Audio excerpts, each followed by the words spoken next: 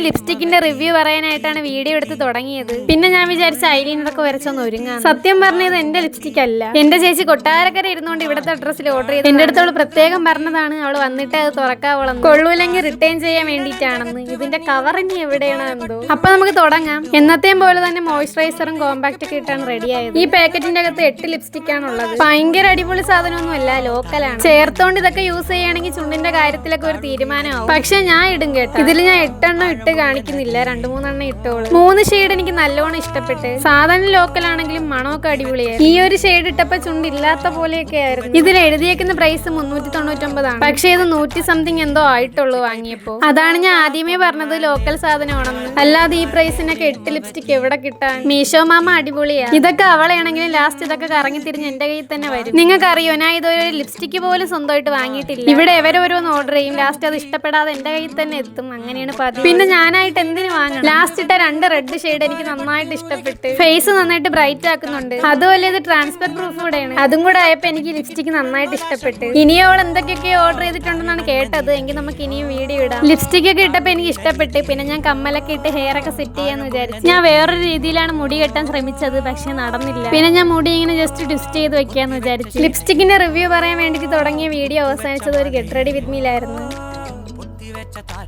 കണ്ണടിച്ച് കൈ പിടിച്ച് വാ വാ പൊന്മാനെ.